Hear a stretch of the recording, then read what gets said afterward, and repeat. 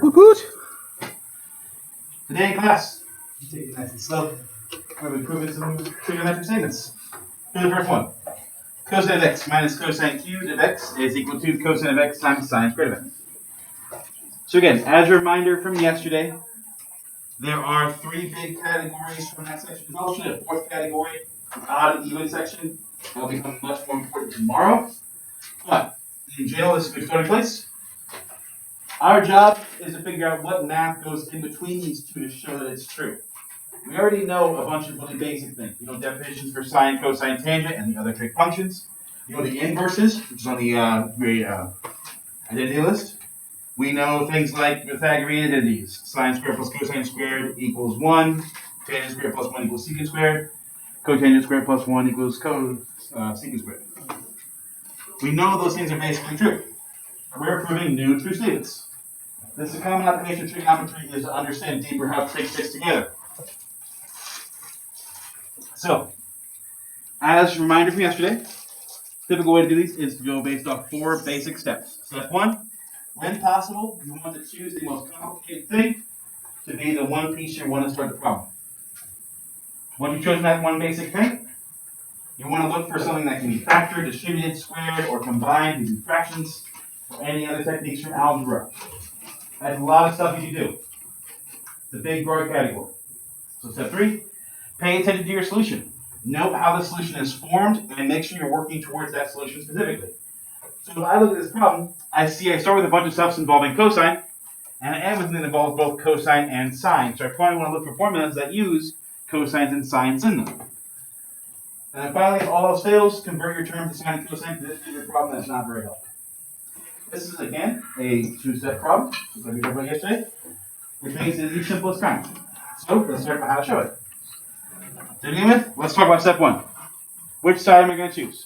I can choose the left-hand side, which I'll abbreviate as LHS for all of our classes, or the right-hand side, RHS. We got to choose one of them, and that's going to be the one we're going to try to fix. So, my recommendation is the most complex one we can choose. Which one do you think we're going to start? Left? Pretty common. In general, they typically, for problems that you'll see, try to use the left-hand side as the most complicated thing. So what we do, we start by writing out the left-hand side. Cosine of x minus cosine cubed of x. Now we got to figure out how we can modify this thing. What is this thing also equal to? So again, step 1, we have now chosen our side. Step 2, we want to look for things that can be factored, distributed, squared, or combined, or any other algebra techniques we can use to try to rewrite this function from its current form into something else. While we're doing so, we want to be paying attention and looking for something that can get us to have sine up here. So, take a look at this problem. Is there anything we can factor, distribute, square, combine, or use fractions? Can we combine that? What do you mean cosine of x? Not already. This is already cosine x, isn't it? Yeah, right? There's 2 of them, right? Cancel it out. I can't cancel it unless there's something on the other side. But I can factor it. So the recommended step when possible. So let's factor this thing. Now, if you struggle with factoring trigonometric functions, don't forget, this is essentially something minus something cubed. It's just that something happens to be a trig function. We have a thing, cosine, minus that thing, cubed. So, let's talk about how to factor this. If we're going to factor this function, I want to factor a cosine out of both terms. So, let's try that. I take a cosine out of both terms. If I did so from algebra, what would be left behind?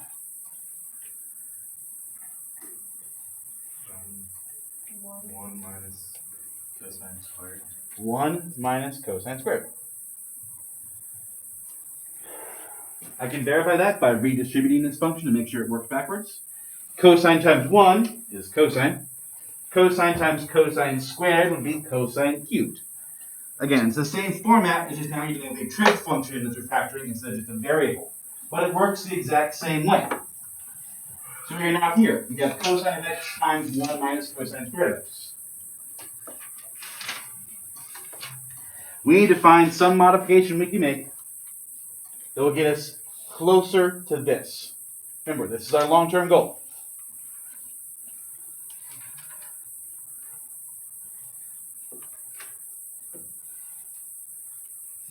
So, ways you can cheat at this.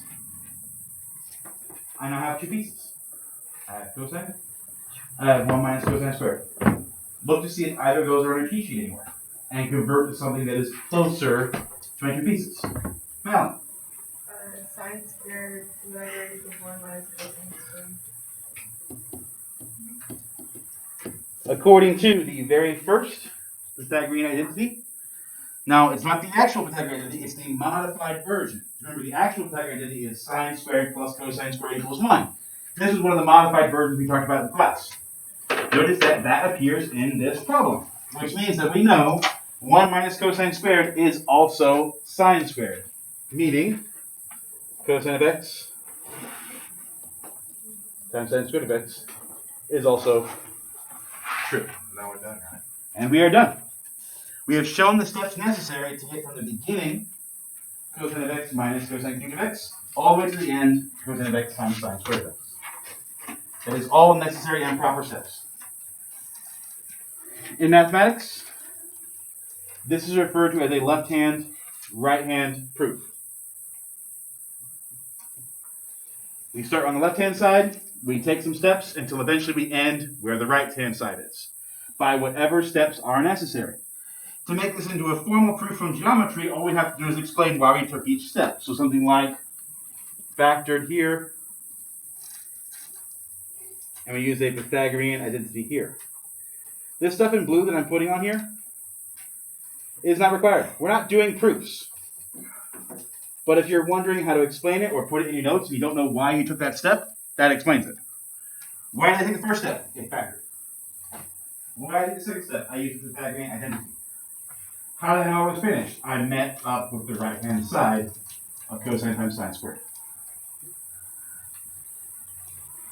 This right here is your problem.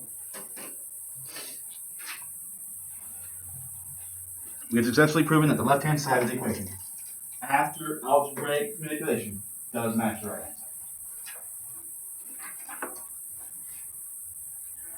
These kind of problems are we going to be doing for the next 2 weeks. Without numbers? Using numbers? Yeah. There's a square there, I guess. Here. 3. Let's get 3. Let your hate flow and make you stronger. Questions? So I don't know.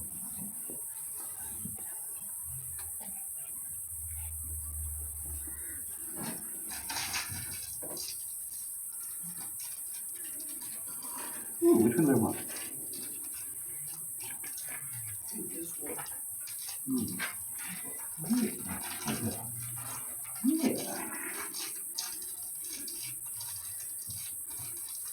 Approved.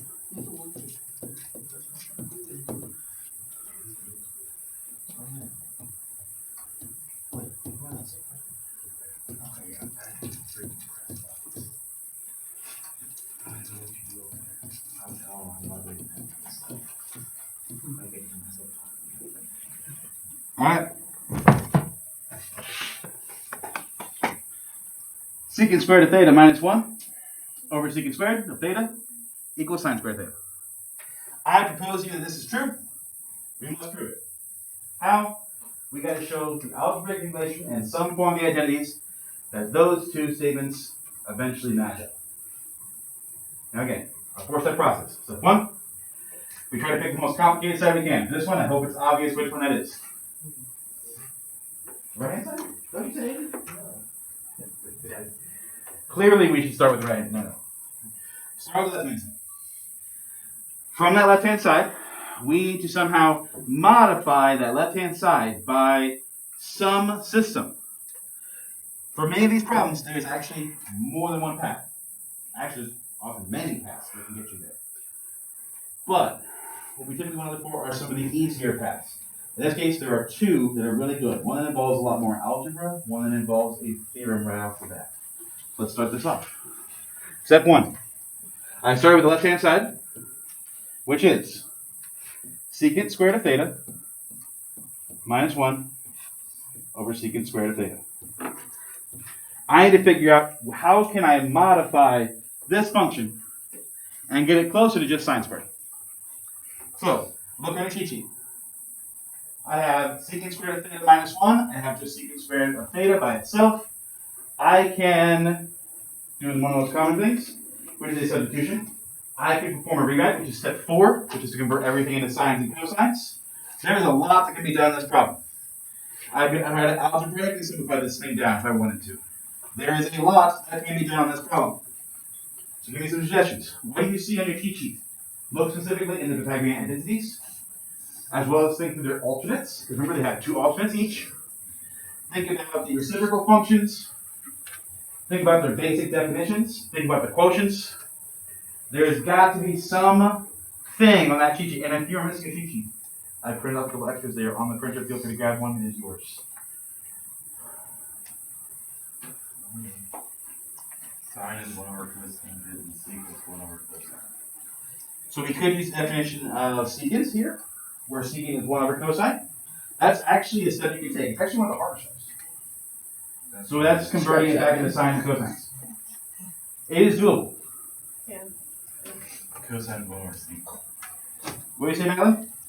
Tan squared equals secant squared minus 1. So, Madeline sees at the top of this thing is equal to, what did you say? Tangent squared. How do you know that, Madeline? Tell me exactly where you found it so everybody else can find it too. Well, it's the second one, middle one. It is the second Pythagorean identity rewritten. So it's one of the alternates of the second Pythagorean identity. So she saw that one of the Pythagorean identities talked about secant squared. She saw that she could rearrange it to get secant squared minus 1. So this complicated, nasty thing on top, she can replace it with something very simple. Tangent squared. That is a good first place to start. Fantastic suggestion. Let's do it. This becomes, on top, the secant squared of theta minus 1 becomes tangent squared of theta. We have made no changes to the bottom, so it stays secant squared of theta. I know this is going in a good direction because the top went from having 2 components, secant and 1, to 1 component, just tangent. And if I look at my answer, I know I want to get down to one thing eventually. So this tells me I'm probably going in the right direction. Okay, I'm now down to tangent squared over secant squared. Now, what are your thoughts? I need to find some way to algebraically simplify this and either get closer to sine squared theta, or I might be able to get triple.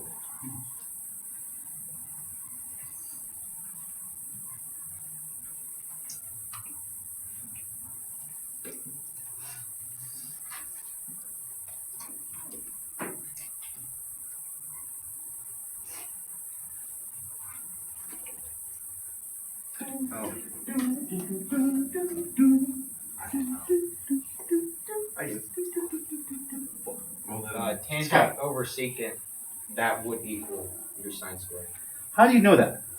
I don't know, because tangent is opposite over adjacent, and secant is hypotenuse over So Scott and I had a conversation yesterday that he likes to go back to the opposites and adjacents and hypotenuses, which is actually one of the techniques you can use. And it works very well here. If you guys want, I can show that technique right now. yes. The alternative is convert sine to cosines, step 4. So I'll show what Scott's talking about. Scott says, well, he knows what tangent is. Tangent is opposite over adjacent. And since it is squared, it would go like this. Secant is 1, or hypotenuse over adjacent. And it is squared. Now, there's a little algebra trick I'm going to use to try to get this a little faster. I'm going to distribute the square inside. Again, I'm using algebra to fix this. So what happens? I use the square to fix it inside. This becomes equal to O squared over A squared all over H squared over A squared.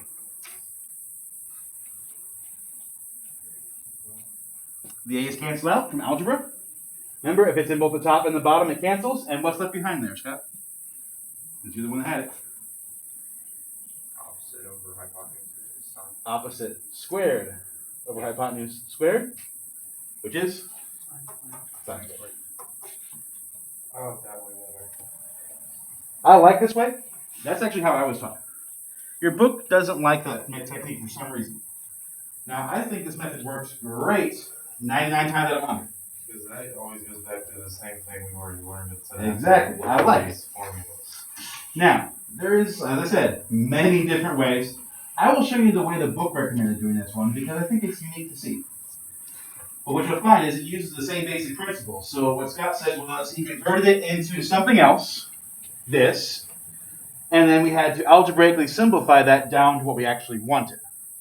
That's actually exactly what I'm going to do, just with different pieces. So Scott converted to O's over A's and H's over A's, so we had to use the exact definition of tangent and the exact definition of secant. I'm going to use the quotient definition for tangent and the reciprocal definition for secant. And watch how this changes just a tiny bit. So I'm going to go back 2 steps to right here. So the book says and strongly recommends that if you are not sure and you've gotten as far as you think you can, try converting back to sines and cosines. It's a good recommendation. So here's what it says to do. It says take tangent. The quotient rule states that tangent is sine over cosine. Secant, if you look at the reciprocal rules, secant is 1 over cosine. So this becomes 1 over cosine. Since the secant was squared, the cosine will be squared, giving us that version. Why is that so nice? Because I can just cancel out cosines, and what am I left with? Sine squared. Technically, it's over 1, but yeah, it's just sine squared. So it's a little shorter, but it's also a little more complicated. Balancing. Okay? You will find, if you look at when I do your homework problems that we'll be doing next week, you'll find if you look at my version of the homework, most of the problems I convert into O's, A's, and H's. Because that's how I was raised too. I was raised in a geometry teacher who really focused on that part. So when I got the trig, it just seemed natural to convert back to them. Whereas the book says, hey, try to stick with the trig functions only, don't try to convert all the way back. Because notice it took a couple extra steps to do it the other way. Which is fine. They're easy steps. Put it there. So notice again, we started with the left-hand side. We did a few algebraic steps or manipulations until eventually we got to the right-hand side. This tells us when we are finished with the problem. You are not finished until it matches the right-hand side. You have to find whatever steps are necessary to go in between these two.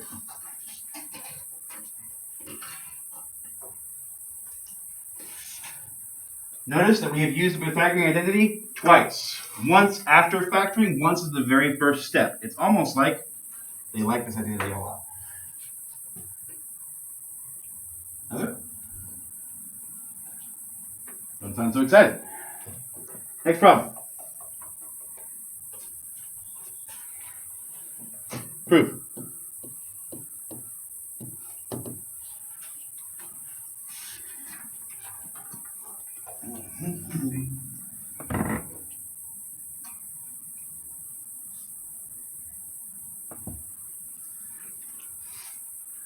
Let's see.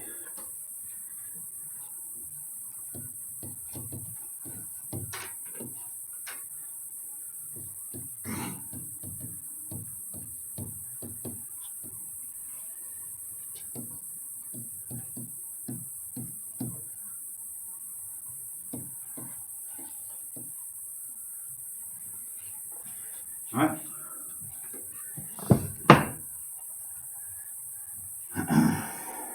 Let's do it.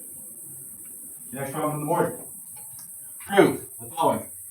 2 sine theta over 1 minus sine squared theta is equal to 2 tangent theta secant theta. Ooh. Very scary.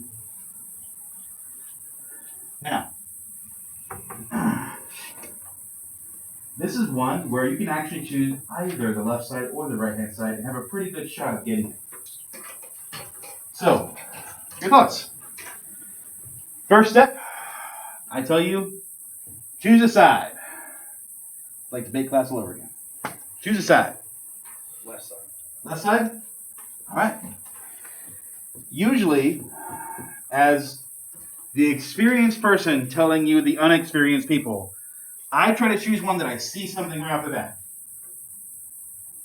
Again, if I see something right off the bat of, oh, I could probably make this step or do this conversion or use this particular trick that I use a lot, then I want to do that side first, independent if I think it's actually going to be the easier side.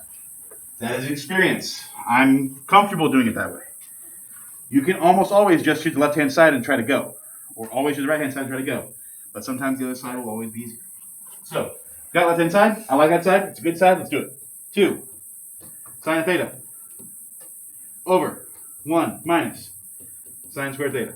We have to do whatever steps are necessary to get from here all the way to tangent theta secant theta. Suggestions. The 1 minus sine squared is cosine. So, using the Pythagorean identity, a Pythagorean identity states that 1 minus sine squared is equal to cosine squared. That is not the actual Pythagorean identity. Remember, it's the modified version, but that's totally allowable. So, we should write it. On top, we would have 2 sine of theta over the 1 minus sine squared is now replaced with cosine squared of theta. Okay? So I've used one thing that I saw right away. Boom. Pythagorean identity is right there in the bottom. Nice. And now I'm here. 2 sine theta over cosine squared theta. I have to somehow get from here into tangent times secant and 2. Thoughts? I tried switching cosine into secant for like 1 over secant. So you took this piece right here, which is cosine squared, I assume. You took both pieces. And you probably took the step of, hey, let me write up here. 1 over cosine is equal to secant, right? So you would have gotten this version, which is close.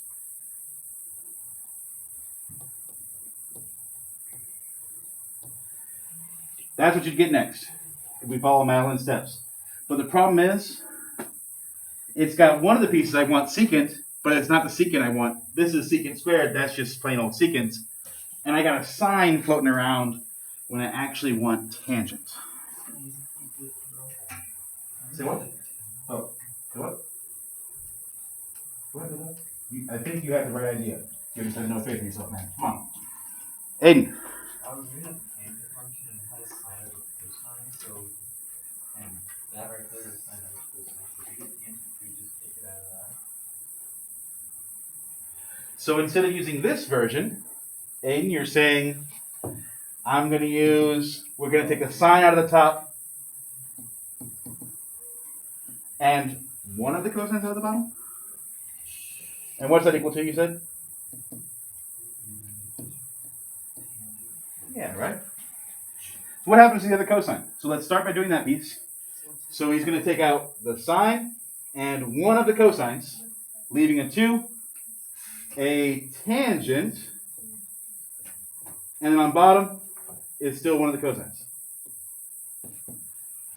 And then do the stuff like that. Now we can do the step Madeline did, where he took the cosine that's on bottom and rewrites it as a secant. So we know that 1 over cosine is secant. That's one of the reciprocal rules. So we're going to take this cosine on bottom. It becomes 2 tangent theta from the top, and the cosine on bottom becomes a secant theta. Nice work with both of you. So in this case, we didn't actually use both cosines at the same time. We used them for separate things, which is totally allowable in algebra. If I have 3 times 3, I can choose to take 3 times 3 and get 9, or I can leave them separate and do them separately with separate things. From the right-hand side? You want to see from the right-hand side? I love the right-hand side for this problem because I'm crazy. So if you want to see it, here we go. Take a second. Those that need to see it, it's on the board. In just a moment, I'm going to do it the other way. So, in this example, the problem with doing it from the left-hand side is you have to see that you can split the cosine. We normally want to be like, oh, cosine squared is on my list. I don't want to break that up. It's like the Beatles. You don't want to break that thing up. You don't know why you do this. Instead, we typically want to keep it together because all these different rules on our cheat sheet involve cosine squared. But we don't need that. When you look at the solution, it needs tangent and secant. Neither of those are cosine squared or have anything to do with cosine squared. So, from the right-hand side this time, let's do it a little differently. So, from the right-hand side. All right, so right-hand side. We have 2 tangent of theta, secant of theta. All right. Well, I come to you guys. I have to somehow convert this into 2 sine of theta on top divided by 1 minus sine squared on the bottom. So first, before I do so, let me say something. We've used really commonly so far 2 big things. The alternative definitions for tangents, secants, cosecants, cotangents, the reciprocal identities, and the quotient rule. We've used those a bunch to convert them. We've also used the Pythagorean identities a bunch of times. But you see that these all fit together very nicely. So, suggestions.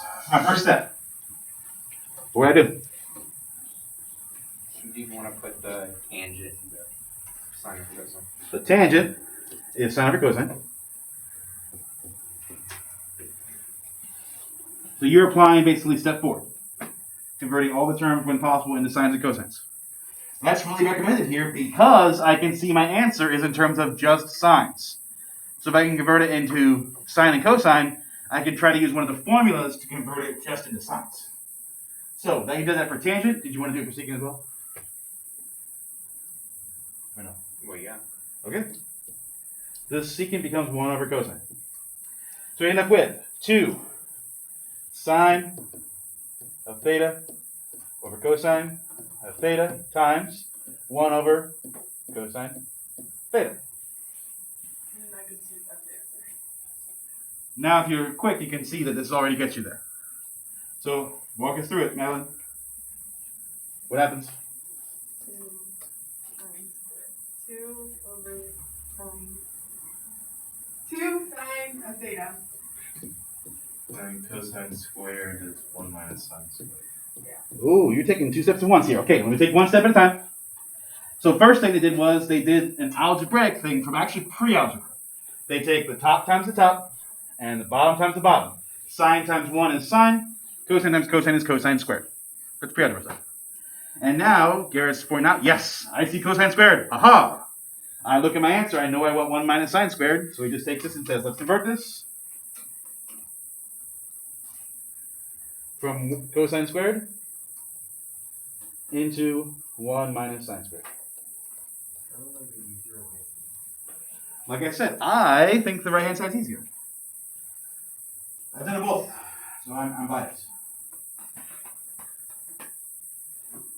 If you find that you're struggling from one side and you're constantly getting stuck, there's a chance you're just not seeing the right trick. There's also a chance you're choosing the harder side.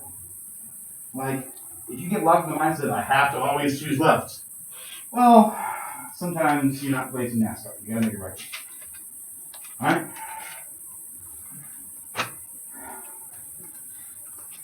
Let's do that one.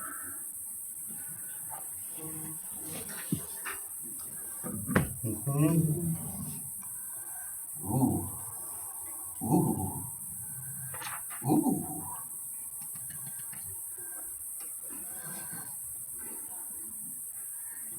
Yeah. Yeah. All right, next one. Prove the following. This is another one where it's kind of obvious which side you should start with. You'll see what I mean in a second. Prove. 1 minus cosine squared times 1 plus cotangent squared. I'll start with 1. I know what you're thinking. You want to start with 1. It's so simple. How could you not start with 1? No, I don't start with 1. There's literally nothing you can do. Oh, there's actually a whole bunch you can do. Okay. If I start with 1, I could start by using the first Pythagorean identity. I could rewrite the second Pythagorean identity. I could rewrite the third Pythagorean identity. There are a whole bunch of those cheat sheet formulas that involve 1 by itself. In fact, that's the problem. There's so many options, it's hard to determine which one's going to get me to that thing. Let's start on the left. So, left-hand side says 1 minus cosine squared of theta times 1 plus cotangent squared of theta. And we want to figure out what algebra steps are necessary to reduce this statement down to just 1. Both those convert with 1 minus cosine squared would be sine squared. So, we know this piece is sine squared, the other one's cosine. and this one is cosecant squared. That is using the first and the third Pythagorean identities.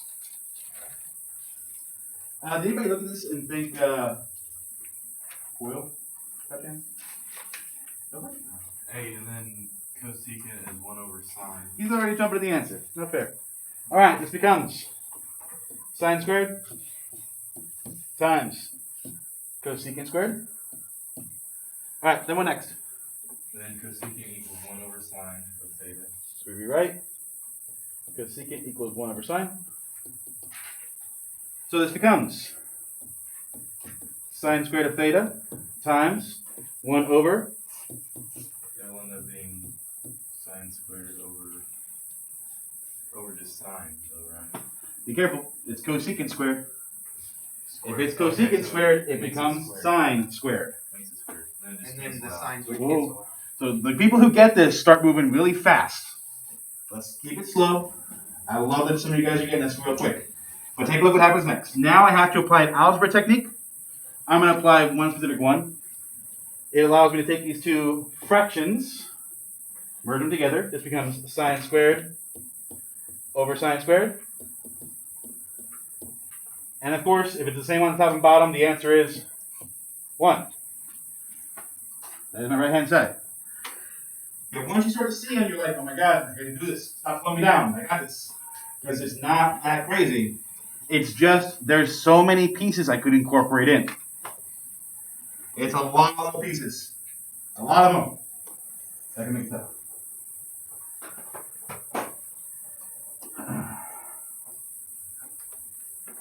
Questions so far?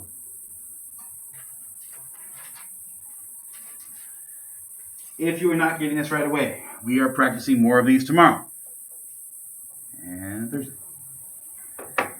This is not the most fun section for a lot of people, but once people start to get it, it really does become like a puzzle. Just like, okay, where's my next piece? Plug it in. Where's my next piece? Plug it in. Got it. Good. Good. All right. There's one last thing I want to make sure to put up before we continue, because they'll be included in tomorrow's examples when we do a little activity. It is one of the other pages on your cheat sheet. The even and odd changes. So, things you need to have down in order to be successful in this section. We're up in the list. We have, I don't want that one. I want black. The Pythagorean identities.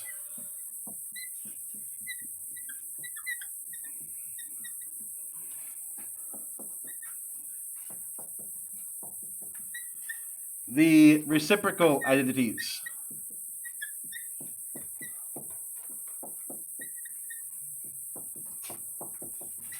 The quotient ones we talked about yesterday, involving ways to rewrite tangent and cotangent. And now, I add one more to the list. The last one are the even and odd rules. Why? This is our next problem. Here we go. These ones are a little more obvious of when you should use them. Just letting you know. These are usually much more obvious because you'll see a negative in a weird spot and be like, Why is that there? Because it wants you to use a very specific rule to fix it. So, here is our next example. Yeah, nope, not that one. Look at that one. Let's go with this one. Prove the following.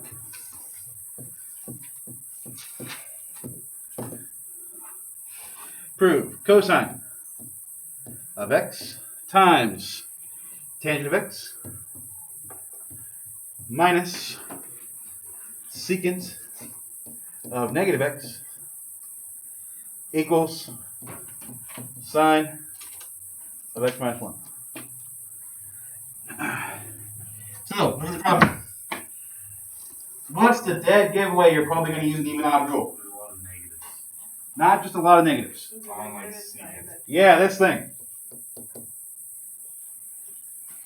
Negatives on the inside. That screams you're going to use an even odd rule to fix it. Okay? This is one of the few that's like obvious. Okay? And also tells me which side I want to start with. Because it immediately gives me a first place to start. And maybe it'll fix something or make me rewrite it or something else. Here we go. So, step 1. I'm going to start with the left-hand side. You notice that whenever I do these problems, I always start by listing which side I'm going to go with first. That is for the teacher to grades. My teacher taught me that because she was like really upset with how many students would not tell her which one, so she would always be like, do it this way. And then I started grading these, and I was like, do it this way. Tell me which side you're starting with. Okay? Then round that side, and then start making your changes. Cosine of x times tangent of x minus secant of negative x. All right. Let's now use that rule. What happens to a negative sign with secant? Goes away. It goes away. Meaning that the first thing we're going to do is rewrite this as follows. This becomes cosine of x times tangent x minus secant of x. Remember. Goes away, it won't make it. Oh, Nope. okay, I got it. Look at your cheat sheet. Yeah. It is because it is an even function. Cosine and secant are even functions, which means the negatives on the inside do not matter. They disappear. If it's an odd function, the negative moves outside. So, I make that change because of the even odd rule. I'm putting extra stuff in here to help illustrate why I'm doing it. I'm doing that for your benefit, for your notes' benefit. You don't want to get home tonight, look at this problem and go, what the heck was this step? You want to know why you took the step, including those little pieces, these little blurbs can help you find later on when you look at the problem and go, oh, I took this step using the even odd rule. Maybe I should look at those and see what step I did. Something as simple as that will help you, especially if you're studying this stuff. All right, next. I have cosine of x times tangent of x minus secant of x. What next? Cosine of x is sine of x minus 1. Or sine of x Only if- minus 1. Only if it's cosine squared. Common things to note. The formulas are very precise. So does It that, has to be cosine squared if I want to use does that that mean right. it could just be sine not squared? Nope, No. doesn't work that way. Sorry. That's stupid. It was supposed to be decided this time. Split into the sines and cosines? Totally doable. So she says she's going to use the quotient rule to rewrite tangent. Tangent is sine over cosine. And use the secant rule with the reciprocal rules to rewrite this as 1 over cosine. This turns my function as follows. Cosine of x times, it gets a little nastier for a little bit, sine of x over cosine of x minus 1 over cosine of x. All right, now what? Well, if you multiply the cosine of x, When you fraction. combine the top. So, we can distribute.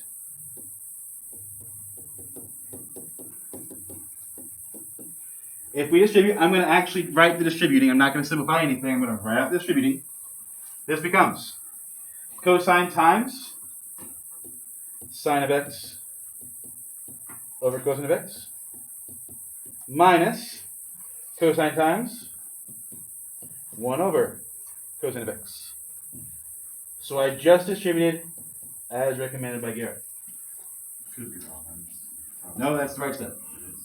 Actually, one of like 4 right steps you can take. Why is this such a good right step? Yeah. So walk me through it, Ebony.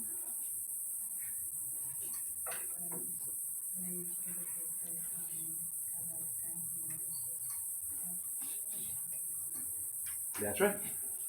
So I'm actually going to write it all the way out. If you can shortcut it, you are allowed to. So I join the two fractions.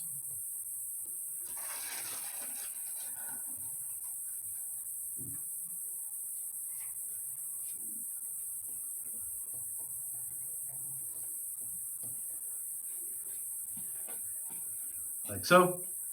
And now I'm going to simplify by canceling. So cosine on top and cosine on bottom cancel. Whoop. Cosine on top, cosine on bottom cancel. Whoop. What's left behind? Sine of x minus 1. And you know what? That's the right hand side. So I know I'm done. That was a lot. Now, alternatively, we could have taken some different steps in the middle that made it look this a little bit different. It might have made it easier or might have made it harder. We could have distributed right here into tangent and secant, but eventually we would have had to do one of these steps. So we can't really change the steps, but you can change the order you do them in. And sometimes, you'd be surprised, it makes it easier. Distributing first sometimes makes it easier. Sometimes distributing second makes it easier. It depends. You won't know until you try. But again, you know where it's supposed to start. You know where it's supposed to end. Your job, how do we get there? That's what we're learning. Pythagorean ends. 3 times. Come in tomorrow, knowing all 4 groups. We will have an activity in class that will take most of the block. We'll be up and moving around a little bit. Trying to figure out how these work. Hopefully they can have fun. If not, at least we practice. You got about 3 minutes left.